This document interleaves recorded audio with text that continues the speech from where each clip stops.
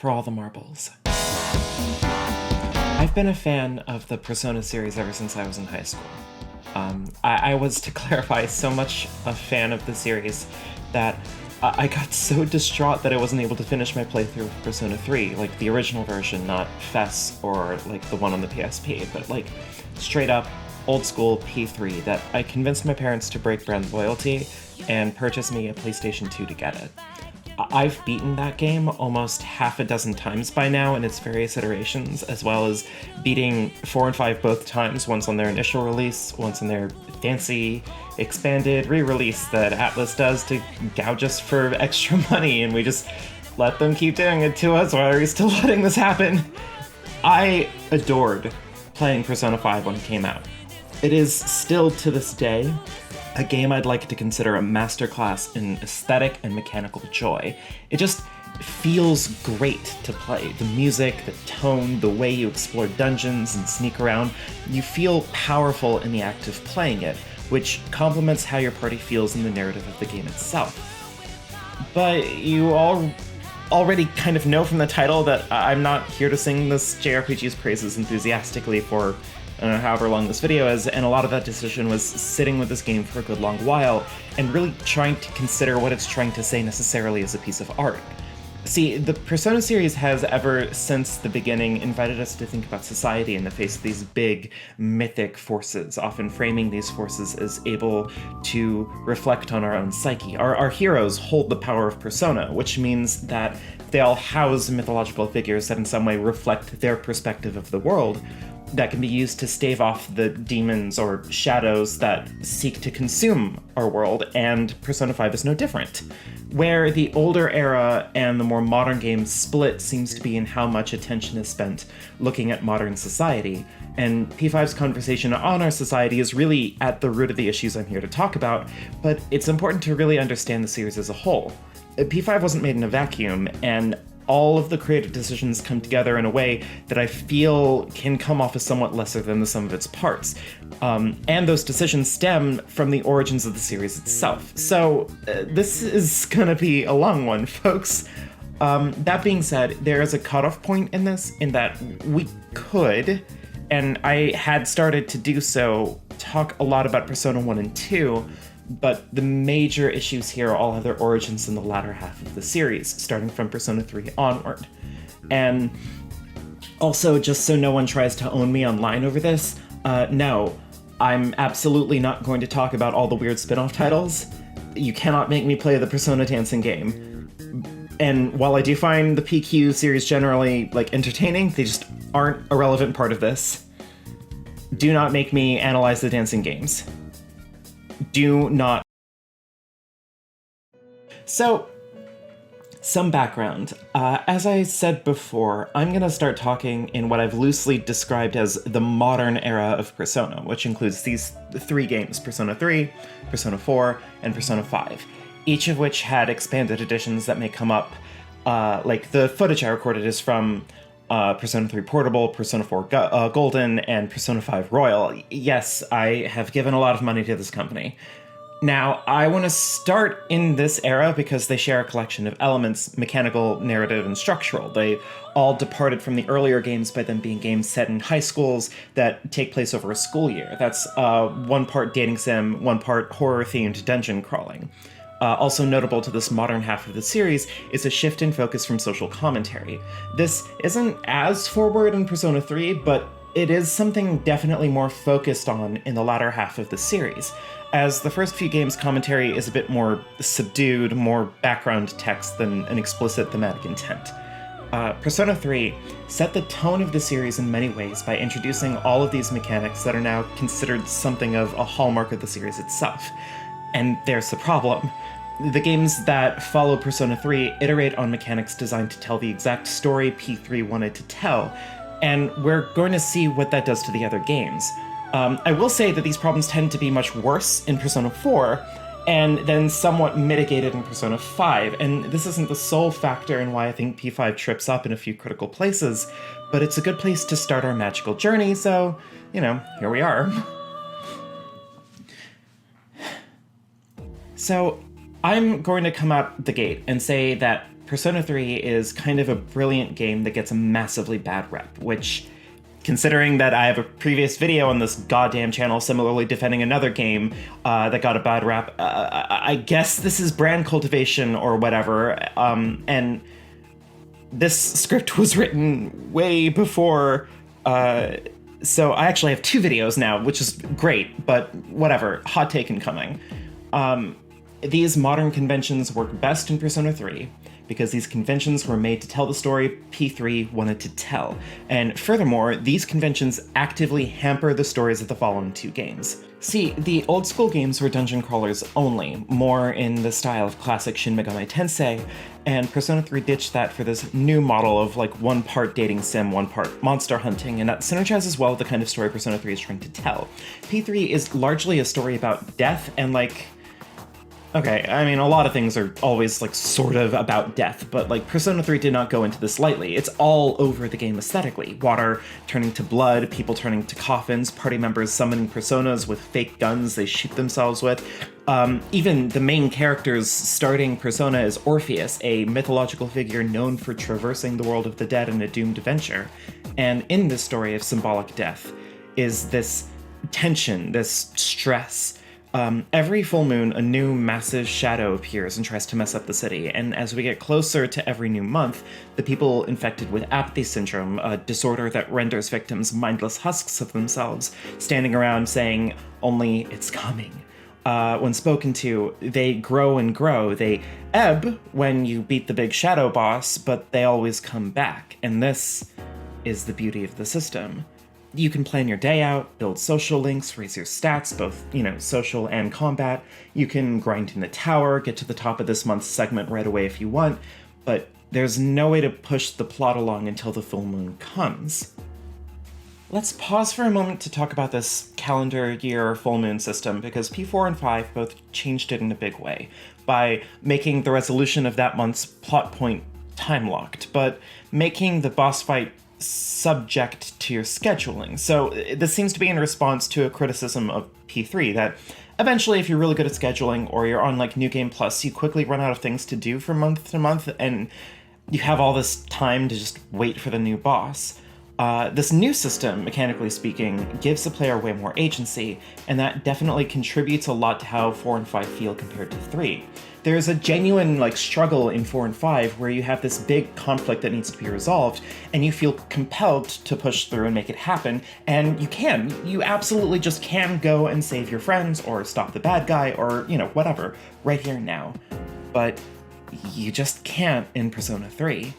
And where that can mechanically feel bad, I argue that it works thematically. Instead of the kind of adrenaline stress of the later titles, I found myself pretty consistently sitting around in Persona 3, watching the streets flood with more and more of the lost, knowing that something is around the corner, looming over us, and there was nothing to do but wait for it. It creates this sense of impending doom, that anything can happen, and it will happen without you doing anything. You can spend every day in P3 sleeping if you really want to, but the bosses will still come each full moon. And hopefully you're strong enough to prevail, because there is no going back. This does come with the caveat that, yes, you can in theory softlock yourself in P3, a thing I don't believe you can do in 4 and 5, since if you just don't do the dungeon in 4, Igor sends you back in time so you can try again. I think on some level this design choice may have come from the Shin Megami Tensei series having a reputation of being notoriously, almost comically difficult. Even in Persona 5, which was basically designed to make combat feel fantastic and empowering, you can slip up one time and in the span of a single turn have your party get obliterated. I don't want to make it sound like every change from Persona 3's system was for the worse.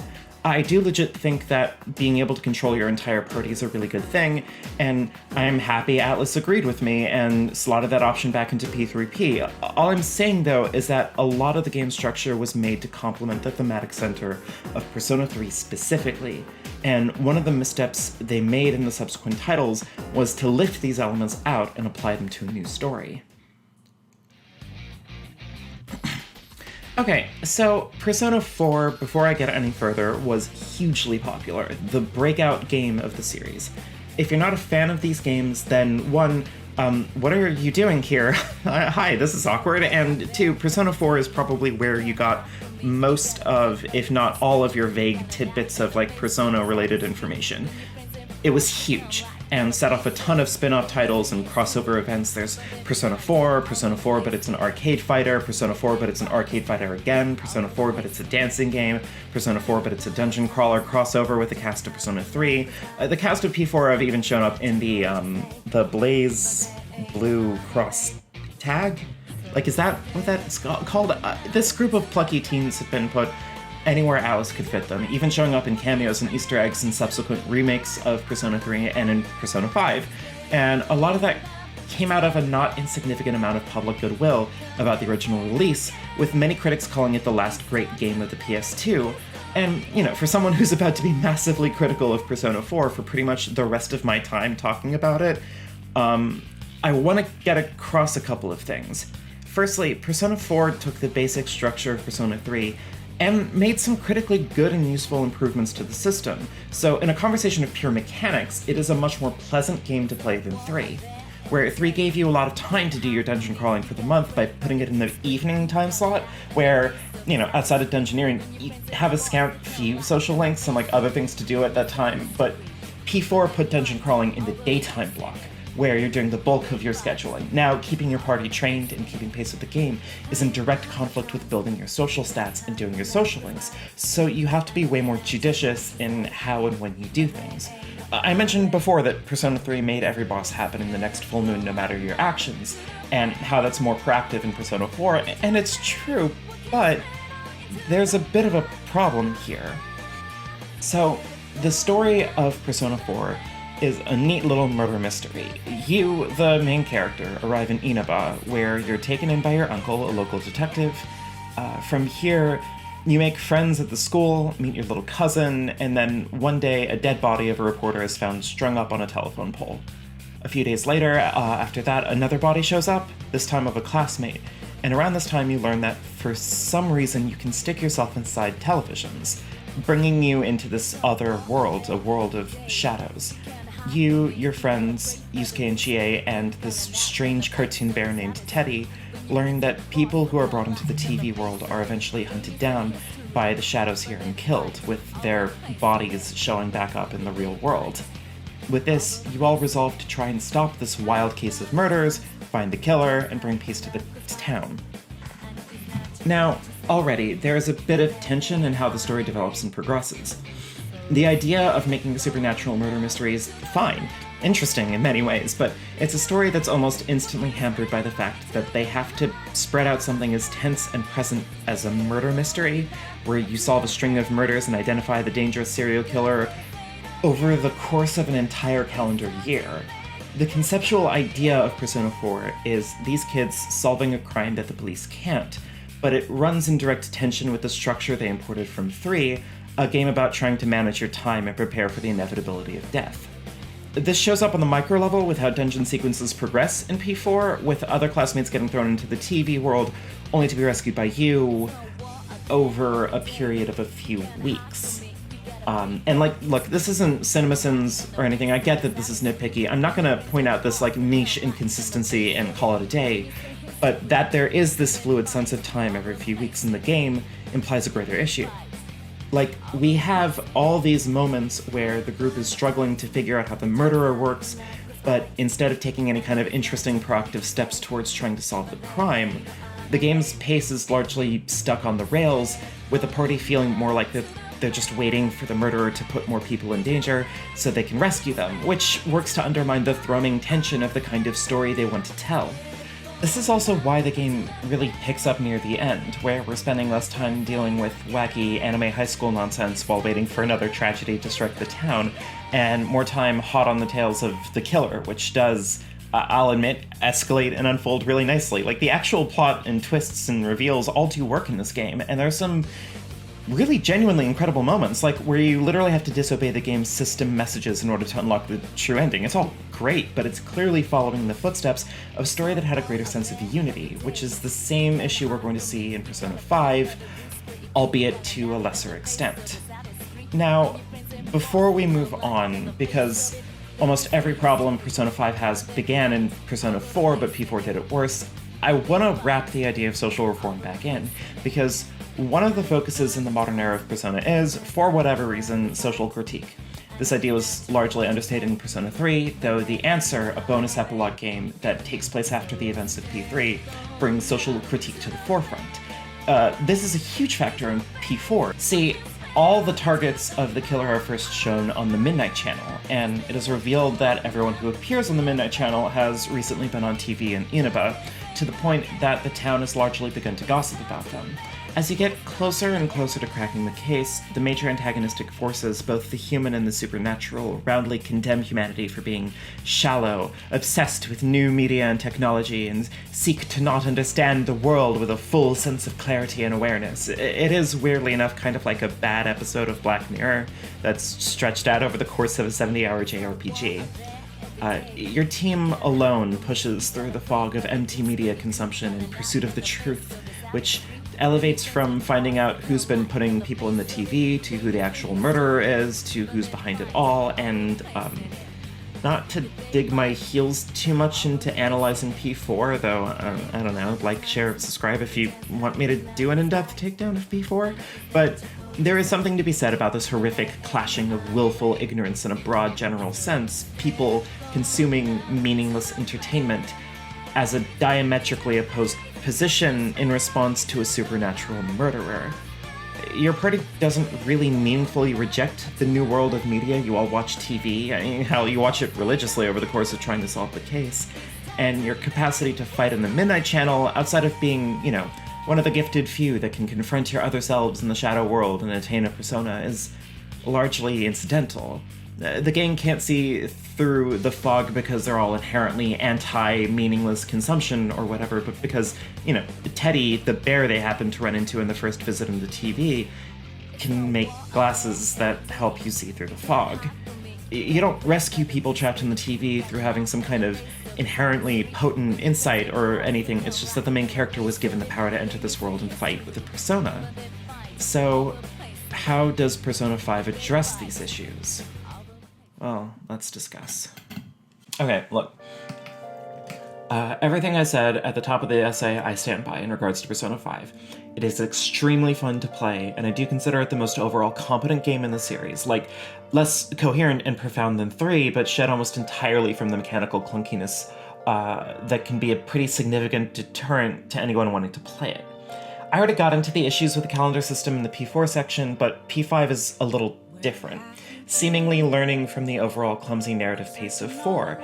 Now there are deadlines hanging over your head, where the particular antagonist of the month will wreck your shit if you don't go into the metaverse, which is this game's dark hour or midnight channel, and change their heart. See, in Persona 5, you're not a band of plucky, good anime high schoolers, but are in fact teenagers who have been in many ways oppressed and broken by the system. Where Persona 3's social issue is, loosely speaking, apathy, and Persona 4 is phones live in a society or whatever, Persona 5 is, if nothing else, extremely ambitious in what it wants to target: systemic injustice.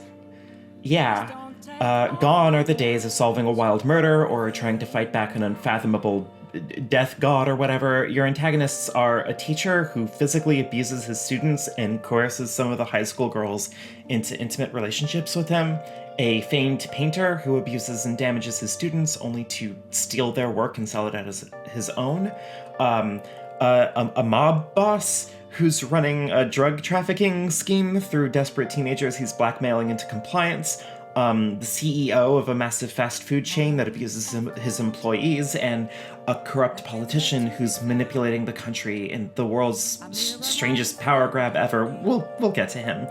Persona 5 really clearly wants to talk about injustice, and, that's some pretty relevant stuff. The game literally opens with the main character getting beaten and drugged by the police in an interrogation room, and most of the game is told through your conversations with Sai Nijima, a local prosecutor who's been assigned to your case. The game explicitly conjures an immediate and present antagonism between you and law enforcement. See, the main character was arrested for pushing a drunk guy off of a woman he was sexually harassing and was put on probation and moved out of his school system. He was forced to move in with a foster parent for the rest of the year and is told that if he's caught making trouble again, he's going to be expelled from high school entirely.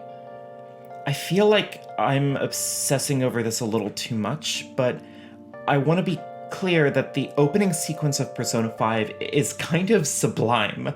Like, this is the kind of perfect integration of theme, story, and gameplay that Persona 3 had, but with all of the pieces moving in just a much more enjoyable way.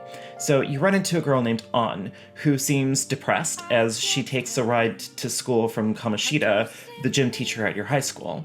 Before you can do anything about that, you run into a boy named Ryuji, who immediately talks shit about Kamoshida.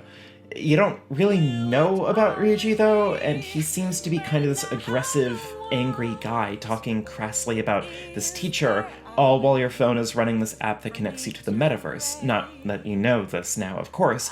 Without realizing it, you and Ryuji have entered the metaverse, a cognitive representation of the city that can become distorted depending on the warped perspectives of people. And on your way to school, the two of you find it's replaced by a castle. Entering inside, you're both taken out by monsters and locked up in prison where Kamoshida appears, only dressed like a sex freak and with glowing eyes, the thing that like long-term fans will recognize as an indication of this being a shadow version of Kamoshida.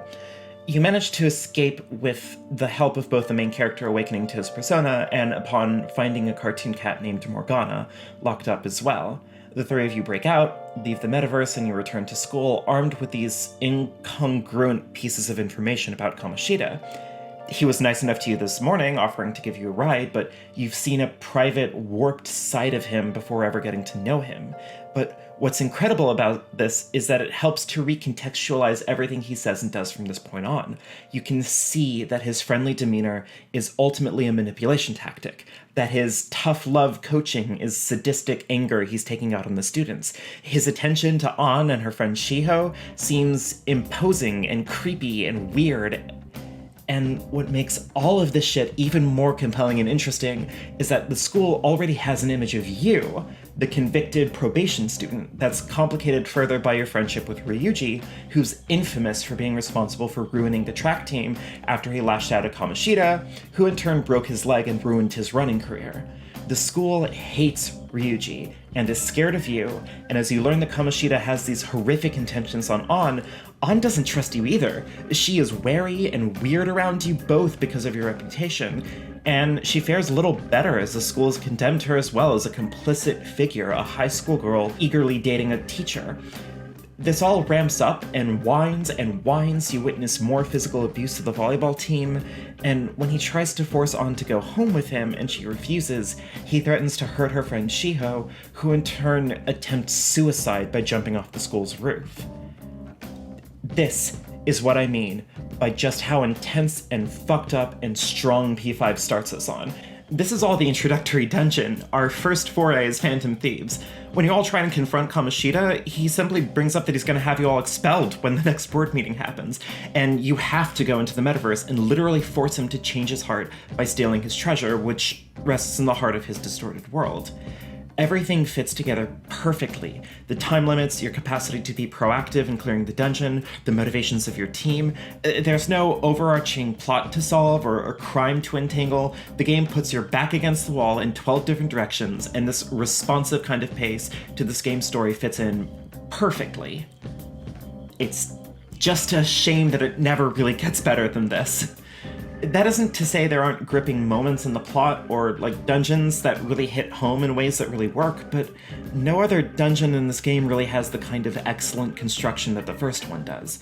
It's put together in more cohesive a manner than P4, sure, but P5 took a wild, ambitious swing at a heavy, heavy issue, and it just can't seem to hold on to how good it started us off.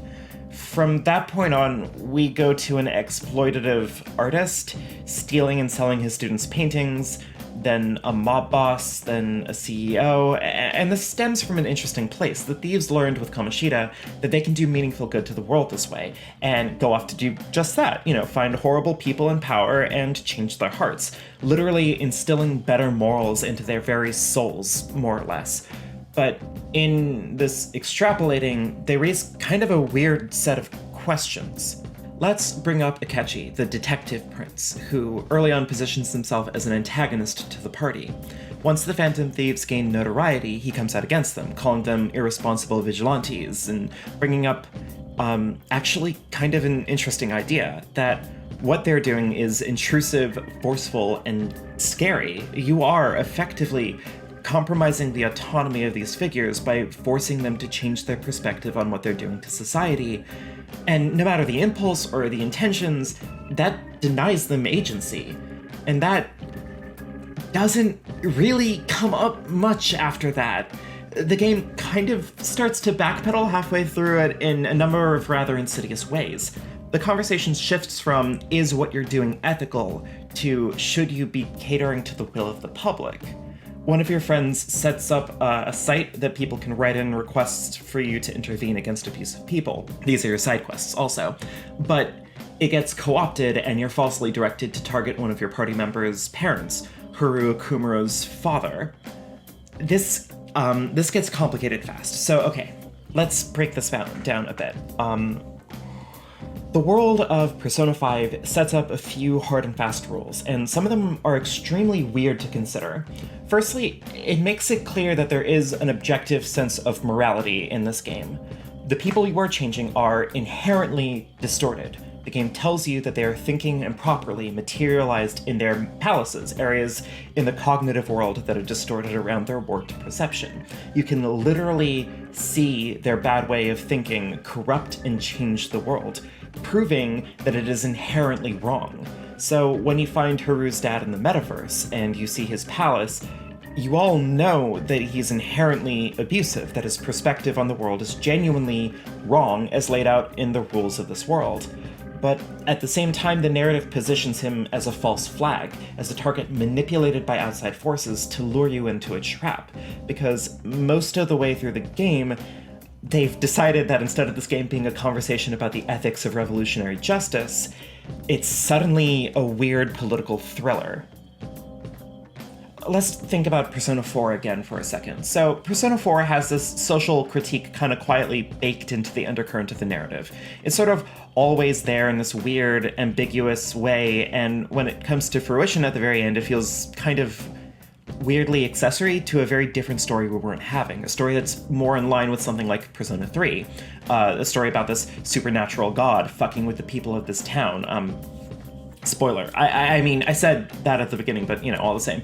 In a similar fashion, Persona 5 mirrors this odd progression by kind of growing out of this revolutionary action story into this political thriller where you have to find out the root cause of all of these problems, because apparently everyone you fought over the course of the year has, in some capacity, been involved in the same scheme to take over the country, which, okay, I mean, I get that it's very cool, and the intrigue is pretty neat, and you pull a really cool trick to avoid getting shot in the head and killed, but this whole plot reveal utterly devastates and destroys the initial point of the game. No longer are we thinking about systemic injustice and our moral responsibilities to address it, and whether or not the power to forcibly change people's thoughts and feelings for the good of society, because it has been revealed to have never really been about that. That prosecutor that you've been talking to at the top of the game, she's actually good now, and she wants to help you, and this whole narrative strikes up that, you all have to stop being the Phantom Thieves and leave reforming society to, quote, good adults. And this will culminate in you taking down the guy in charge of this whole conspiracy. So we're kind of loosely back to Persona 4 all over again. Actually, society good, technology scary, there is no systemic injustice, but the machinations of a particularly evil man. And then when you beat him, it turns out that this big, impossible, all-powerful god figure was at the heart of it. Again. So in the 11th hour, the game goes from being, Persona 4 again, but, better, to being Persona 3 again. I should clarify that all of this is still mechanically fun, aesthetically pleasant, and, if you take these twists on face value, the story is still more or less fun and engaging and interesting, so, fine. It just is a twist that hurts far more because there was this promise at the top of P5 that it would be discussing something very relevant and interesting. This ambition to go for something so big and complicated and uncomfortable, the idea that what you're doing may have tricky moral components to it that may make you and yours a bit more, interesting and complicated and ambiguous, like a thief who performs these grand heists or something. The game wants you to feel like you're an outcast, and that what you're doing retains the aesthetic of shadowy thievery or whatever, but it ultimately wants you to feel good about yourself and your actions in this narrative, and they want that feeling to be easily digested and not complicated by legitimate, interesting moral dimension. I'm sure by now that you're thinking that this video's been going on for a while. I must surely be wrapping up soon. To which I say, have you ever wondered why Persona 4 Arena uses the party's initial personas even though you can fully evolve them through the course of Persona 4? Yeah, that's right, I'm not done. Look, cards on the table, the Confidant system is great. Like, every one of these games have a social link system where you find a friend that's, like, loosely aligned with a major arcana, and their narrative is explored through, like, 10 ranks, where each rank makes the corresponding arcana of persona you create get stronger and stronger, with rank 10 of each link unlocking a special, super powerful persona at the end. Yeah, it seems to make sense blending your social actions more neatly into your dungeoning actions, and the system was renamed into the Confidant system in P5, because you're no longer just a wholesome boy, but an outcast of society. So you're not just making cool friends and doing sports or whatever, but you're making deals with other outcasts, agreeing to help them with their problems while they provide a service to you under the table, be it access to weapons and drugs, speech lessons, terrifying exploitation of a teacher, oh god help me, oh god no. It's a great change to an already pretty well-made system, and if that was the beginning and end of it all, I really wouldn't bring this up. However, Persona 4 made a significant shift in how these social links function, and it was the worst decision ever, and it preemptively damaged Persona 5 as a result. Okay, so Persona 3 had social links, we know this, and in the original release, they made the choice that you can only make social links with 3 of your party members, Yukari, Mitsuru, and Fuka. This was mostly because Persona 3's idea of dating is kind of like, have the MC be able to date every cute girl in school, except, the robot girl that loves you, I guess. And this wouldn't necessarily be particularly weird, unless you look at what P4 did. See, P4 made every party member be a social link too, even the guys, though you can't date them, silly. No homo. But at the end of their social links, almost as a means to help further incentivize making these decisions, their personas evolve at rank 10, along with unlocking one for you, and these evolutions are great. Mechanically, they make their personas much stronger and much more flexible, and it's a nice coming together of the culmination of their arc. But the major issue in this is that, with the exception of Teddy in P4 and Morgana in P5, these social links are all optional content. You can go through the entire game never hanging out with them, and while that gives you more discretion and flexibility and choice, it's a decision that sacrifices the narrative complexity of your party. Let's go back to P3. Again, only 3 party members have social links, but everyone in your party, except for, 2 characters, one who dies and the other whom's his dog, has evolutions of their personas.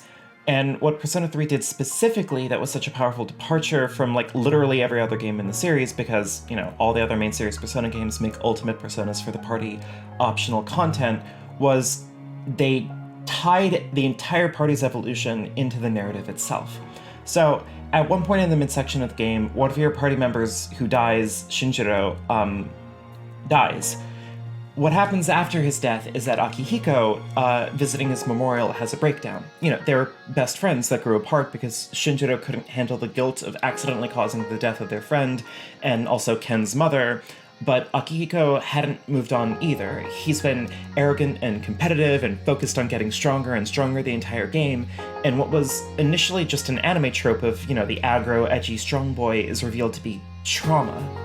he can't come to terms with his failure to keep someone he loved safe, so he's thrown himself into getting as strong as he can to prevent it happening again, and he failed. Again. With his boyfriend, I mean best friend, boyfriend, and by accepting that he can't just get strong enough, that he will just be able to protect everyone, and accepting that his friends are dead, he gains a new perspective, a new resolve to see this through to the end for Shinji's sake, and is granted a new persona, Caesar. After this goes down, Ken, the kid who tried to do a heckin' revenge murder, the kid who was planning on killing himself after he got what he wanted with Shinji's death, has found himself in a position where Shinji's dead, he's alive, and his plot for revenge has just left him miserable and devastated. It's only by accepting that he can't bring closure for his mother, or for Shinjiro, that the dead are never coming back, can he resolve himself to see this through to the end. This continues with every party member, and for the sake of time, I'm not going to get super into each of them, but what this decision does is better incorporate everyone's journey through the story. Yukari has to learn the truth about her father. Mitsuru has to grapple with the death of hers. Aigis has to confront the inevitability of the death of her friends, and it gives each character a weight and a presence in the story. There's a reason why Persona 3 is full of these interjections away from your perspective, cutting away to let us see what's happening with Akihiko, or Junpei, or Mitsuru from time to time, and that's because they all have arcs that must be completed through the narrative laid out. So, at the end, when you're all facing the end of the world, the idea that has to land, that each of these broken people have lived through tragedy, loss, suffering, and have decided to face death, holding on to all these memories, good and bad, hits just so goddamn well. Anyway, the ending of Persona 4 and 5 are all wrapped up in the main character for some reason. And by some reason, I mean that the MCs are the only ones in the games that have narrative surety. You know, they're the only party members, respectively, that will have a naturally progressing arc through the story. And while you can make the argument that every party member still has to progress through both stories as well, the major difference is that they have to remain, to a certain degree, stable. Let me explain. See, let's take, for example, Yosuke from Persona 4, which, as an aside, fuck Yosuke, that kid's a major asshole, but anyway, his social link is about the pressures and insecurities he has as being seen by the small town as an outside invader. His dad owns a Junes supermarket, kind of like a Walmart-like deal, and it's been causing a great deal of harm to the town's local businesses with its bigger selection, competitive prices, etc., you know, like Walmart. So the town kind of sees him as a representative of this corporate takeover, you know, a city kid lost in the countryside, and as a result, he's gotten bitter and petty and mean with the rest of the town. The employees at Junes bother him endlessly, it's hard for him to make friends, and he feels insecure because you're also a city kid, but, you know, you're making friends all over, you got your persona for free, and so on. So, you know, this culminates in him coming to terms with all this wound-up frustration and resentment he has for the town, except that he still has to behave characteristically Yosuke during the main plot events. He's the first party social link you get. I think he's literally the first link you unlock, so you can resolve his arc really, really early. But that kind of doesn't matter, because ultimately he has to fill the same role in the main story, no matter what lessons he may be learning on the side. You know, he still has to be a dick to Chie and Yukiko because they are woms whomst don't know how to cook. He has to be a weird homophobic asshole to Kanji and Teddy. He has to be a creepy stalker weirdo with Rise. So what results with him is that you're basically hanging out with him for the sheer mechanical pleasure of his stronger persona and some mild out-of-cutscene flavor text, which is what you get out of everyone in your party. You know, except that you can also date the girls on your team. This kind of flimsy characterization comes up in Persona 5 as well, but, you know, in typical fashion, P5 mitigates the bad decisions P4 made. In this case, the cast of P5 are brought together more out of circumstance, and are often pitted against the forces of society that seek to destroy them, so it kind of puts a smokescreen over the fact that the characters have a superfluous kind of characterization, kind of in the same way that Persona 4 did with Naoto, aka the best character in the game. See, Naoto's whole internal journey is kind of not something that they often discuss or bring up, since their job as a detective takes priority in solving a case. Plus, you know, Naoto joins last in the party, and as a result ends up not having a lot of time for the initial magic of their character to wear off over time. The cast in P5 aren't quite so lucky to not have a lot of time. You know, the game is still massive, but it makes a little more sense that their personal struggles are kind of running second to needing to pull off this month's, magic heist, or else they'll get expelled, imprisoned, killed, whatever. That doesn't make it a good decision, though. Like, the joy of watching Persona 3 unfold the way it does has a lot to do with both decentralizing the MC from the spotlight and incorporating your party more. One of the things I wanted to bring up from the early games, but, again, decided not to because it's not worth nearly doubling the size of this essay, is a small but important element in Persona 2. In brief, Persona 1 had a massive characterization issue in that there are maybe, 2 characters that have some kind of meaningful progression through the game, out of a cast of 9 playable party members. Oops.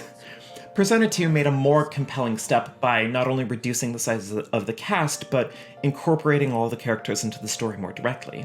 Persona 2 is a departure from 1, because where 1 is loosely an exploration of an idea, exploring the perception of reality through the damaged psyche of a chronically ill teenage girl, Persona 2 is a story about these 5 characters, what happened to them, what the consequences of their actions are, and how they go about dealing with this trouble. The game improves significantly, obviously, because at the heart of it are these characters you can understand and empathize with as they go through this horrific journey through Hitler's ancient Mayan robot army. This was a lesson that P3 took to heart. Instead of a group of friends banding together to save the world from crime and or injustice, these people all have their own thoughts and motivations, their own reasons to be here, and some conflict heavily with each other. Persona 3 doesn't have to build the idea that these are all good friends hanging out and enjoying being friends, while, saving the world from, death. Instead, these characters are all pieces in the puzzle of the story, and they conflict and fight and grow and mature with each other as it goes on. Some characters get sick every now and then, and they can't go with you into Tartarus. Some get kidnapped during missions or grow to resent you, and there's just this delightful kind of push and pull that doesn't show up in 4 and 5. In contrast to all of this, 4 and 5 are trying to present you a cast of fun, exciting anime friends that all, like each other and hang out with each other. That they do it a lot anyway, which, to its credit, again, Persona 5 makes it work way better than P4. P4 is just, P4 is just so full of Yosuke being a grade A prick to everyone, and Rise accelerating weird competitive dating shit, and Teddy's extended acts of sexual harassment, that the idea that they're all friends who like each other is, it's a hard sell. Comparatively, the cast of P5 do all seem to like each other and, get along more, but it is ultimately the same. It is still the same archetypes being mashed together for the brand, and this gets more and more cynical the more you look at how they're all marketed, which brings us to, my wild conspiratorial hot take machine. What did I write? Okay, if we take the premise that 4 and 5 are built similarly to each other, you can really see this come up in the general archetypes that everyone fills. Your party in these games consist of the cool main character, your idiot guy and girl classmates, the pretty sheltered princess, the tight-laced type A girl, the eccentric arty guy, the cartoon mascot, and the support girl. Yes, Persona 5 also has a Akechi, but he doesn't stay in your party the entire time. Spoiler. And he also, got cut out of the dancing game for reasons. In fact, we can actually see Alice's intentions way more obviously through these dancing games. God damn, I told you I wasn't going to talk about them, and now, I fooled you, actually. It's been all about dancing the entire time. I'm mostly kidding.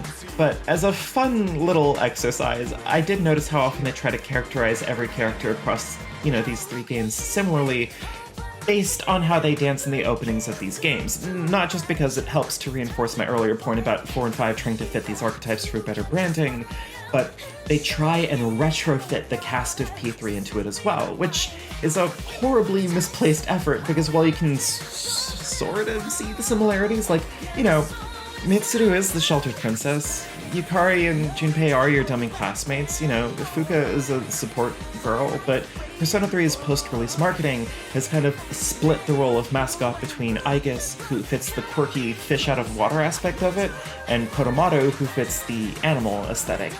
And it gets worse because, is Ken the type A girl? Is him being kind of an old soul the same as him being focused on the mission? The mission he started to join as an excuse to corner Shinjiro and murder him? Is Akihiko arty? Is punching things an artistic expression? Like, it all gets kind of stressed and strained in all of this because Persona 3 was made before Persona 4 became a breakout hit, whose success has infected Persona 5 as a result. At the end of the day, that is the core issue of Persona 5. There is a genuinely intriguing element in P5. The premise is good, the characters are vibrant and interesting, the tone and setting feels tense and oppressive, but because Persona 4 was so wildly popular, the development of this game has to copy over a lot of the basic elements of its predecessor, and almost every decision they took from Persona 4 made the game worse. It's still extremely good in a lot of ways, and I still do consider it a great introduction to the series. You know, it's definitely the most engaging to play and enjoy, but it can't really compare to the focus and intention, you know, the heart that was put into every design decision that went into a game like Persona 3, which took a wild swing into the unknown for the series. And I guess that's all there really is to say about the series. I don't know, like, share, and subscribe, and wait a minute.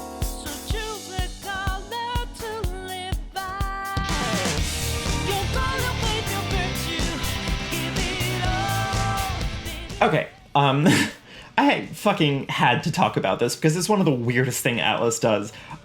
Each of these games got remade with some kind of expanded twist, with Persona 3 getting remade fucking twice.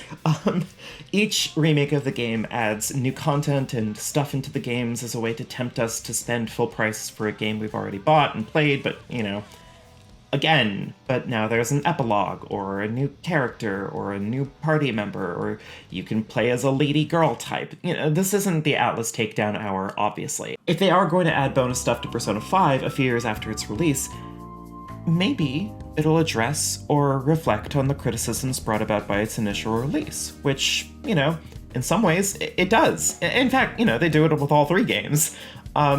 Persona 3 had a good old case of the transphobia. Uh-oh.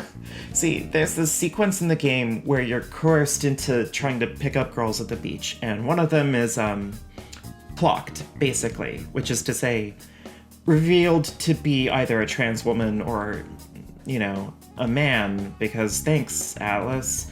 And in the PSP remake, they rewrote the scene entirely in the male MC path, and just doesn't have that scene happen at all in the female MC path. In fact, the sheer fact that the female path really does change a lot of the high school scenes and largely lets you not spend a lot of time around Junpei makes the game significantly more pleasant to sit through. Though they also made Ken one of the romance options, and I'll never again feel joy because you can date a 12-year-old in secret, I guess, and this does fit the theme because when I learned that, I sincerely wish that Nyx would descend from on high and destroy humanity because it's clearly not worth going on. Persona 4 also responded to some of its critiques. You know, sort of. Kind of. The gays get treated like shit in P4, like all the time. Like, Kanji's whole problem is that he's questioning his sexuality and is made fun of because he likes to sew, and that's not manly. And the resolution is that he doesn't have to be gay just because he has a feminine hobby, but his lingering attraction to Naoto causes a bit of tension until it's revealed that, well, Naoto's problem is that they're questioning their gender identity, and their resolution is that they actually are happy being a woman. They just think that only men can be detectives, or some shit. This got weirdly translated when it came overseas, but they reassure us that Naoto and Kanji are normal. It's normal to have these questions as long as you come out the other end being cis and straight. Anyway, in Persona 4 The Golden, the MC can flirt with a cop and kiss Teddy.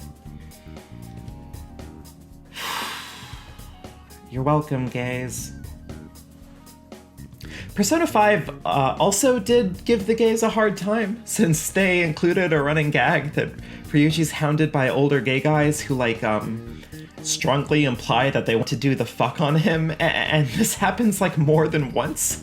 So, in the Royal, they changed it to them being like, I guess scouting him for a drag show? I don't know. But the point of all this was to say that clearly the idea to clarify and change the story is something on the mind of the creators when they do these remakes, and with all these lingering questions in P5, we're given a lot, like possibly more than any other remake. Not only do we have a new dungeon, a bonus month, new moves, changes to some confidants, improved tactics, so on and so on, but the new final dungeon brings Akechi back as a permanent party member and gives you a brand new character who's been retrofitted into the story named Kasumi.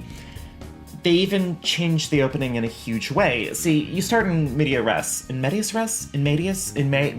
whatever, running through someone's palace, and that happens again in the Royal, but you're cornered prematurely now, and are rescued by Kasumi, who wields a persona, a badass rapier, and a gun. She saves you, and then drops an interesting little twist. It's a phantom thief, right?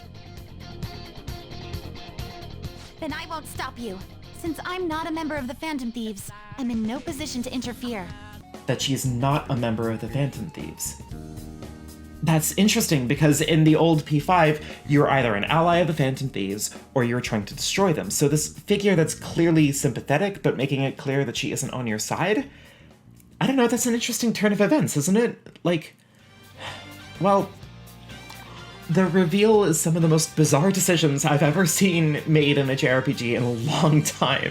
So, okay, the new dungeon happens this time after the final boss of the first game, where everyone in your party is extremely high level already, strong enough to beat the game already, and Kasumi and Akechi rejoin your party at, I believe, level 76 for one final job.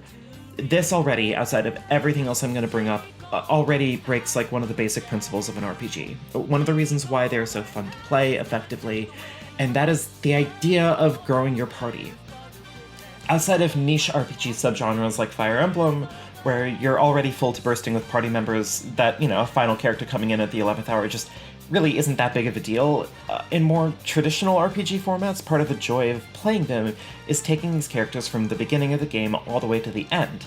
It's a lesson that was inadvertently learned by Final Fantasy II, the actual one, not the one that was secretly Final Fantasy IV, where at the very last dungeon of the game, you finally get your permanent fourth party member, Leon, but at that point, you've already spent the entire game grinding, developing, and growing your other three party members.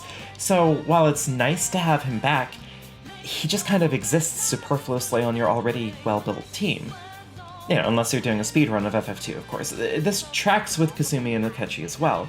You've spent so much time making choices on how each party member grows and develops through the course of the game that you've mostly had to work around the gaps these two party members were designed to fill.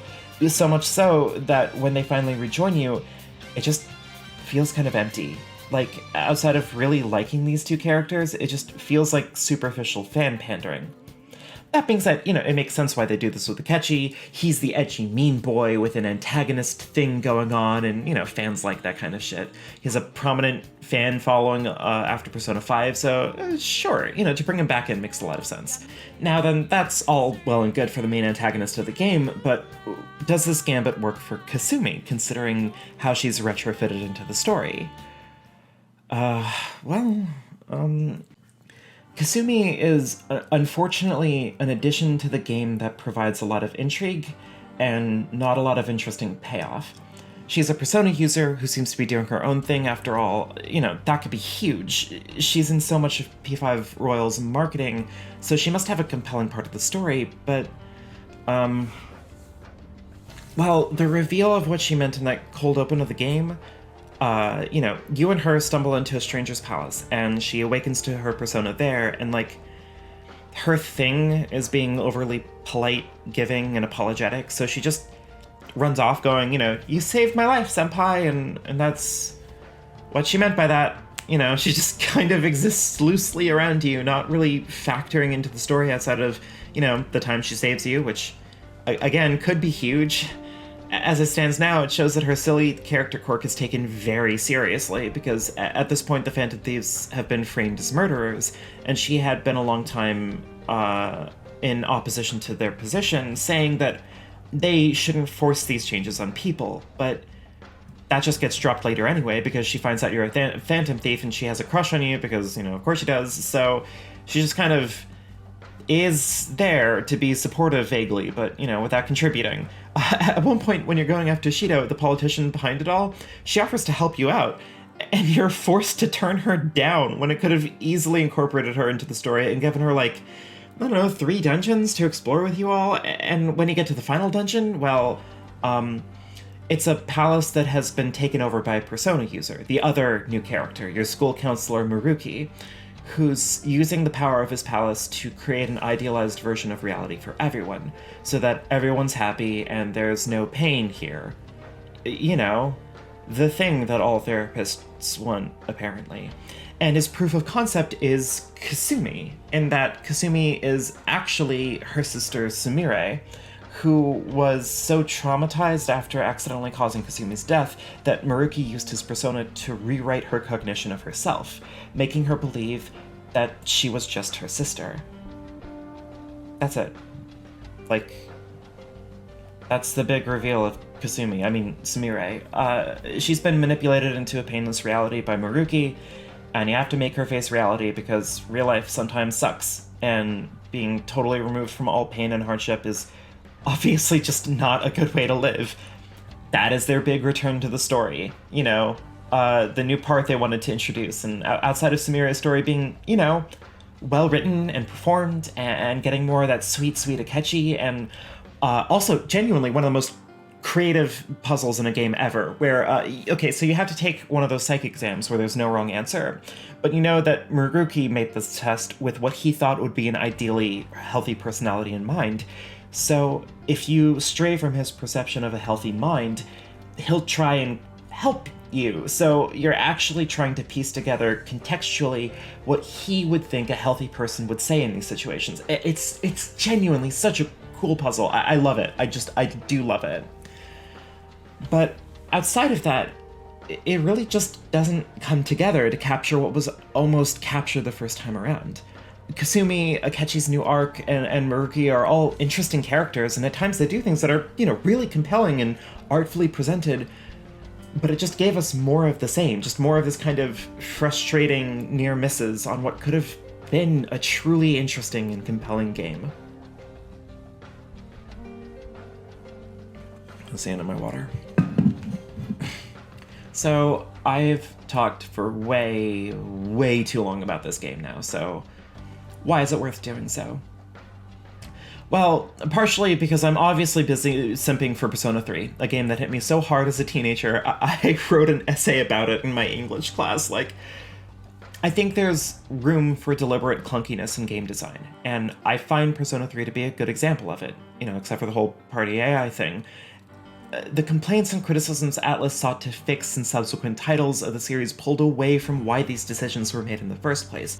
They didn't design one dungeon because they were shooting for a lot of creative dungeon experiences and fucked up. They wanted the feeling of building steadily, methodically through an ominous, enigmatic space, wondering without an answer as to what rests at the top of the tower. They didn't want to make a fun game that you can play on your schedule and messed up by putting in boss encounters at fixed points in the year. They wanted to imbue the game with a feeling that you cannot run from or rush towards the progression of the narrative, but just try and be ready for when it happens. It's the game mechanically trying to teach you to cultivate a sense of acceptance, of the consequences of your actions, of the future, of what can't be changed. Persona 3 excels by telling you not that you're some kind of superhero, that you have a divine capacity to end a problem that's plaguing the city, but that you're caught up in this cosmic event, and that things will happen that you can't control.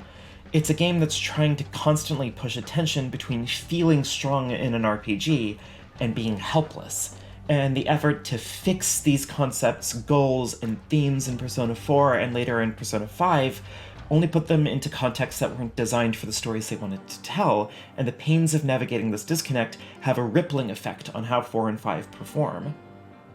The other reason is that I think it's important to be critical of art, even art that you like. I think that recently there's been a collection of games, some of which I'll even get to talking about on this channel, that grasp at something unique and interesting and compelling and kind of fail to fully grasp what they set out to achieve. And I find it a useful and fascinating position to be in. It's important to look at art when it's critically lauded and praised, when it does everything right and all the pieces just fit together perfectly, and it's important to look at when art just fails utterly entirely and, that tried to go for something but just can't grasp it in any meaningful way. And I argue that it's incredibly important and useful to look at these frustrating mixed bags, because there is something genuinely fun about Persona as a series. Even my least favorite game in the series is a game I occasionally go back to and replay and enjoy playing. There are things that these games all do well, and just having a baseline capacity to enjoy them shouldn't be the beginning and end of our critical analysis of them. And maybe going forward, we can think about how market forces tie the hands of creative minds, to force them to compromise in their vision, to hinder the capacity to achieve what was there, what many of us could see loosely and what we were given ultimately. Also, every remake in these games had worse openings than their originals. Like, what the fuck, Persona Golden? This is awful. Why are you doing a 0 out of 10 worst game? Special thanks to Brandon Haney, D.R. Baker, Evan Kearns, Lewis Wells, Maria Aladren, Alistair V, Narai the Redmarked, Puhor, and Thomas Vulpes. That was a long one. Oh my god, my voice was so low. What the?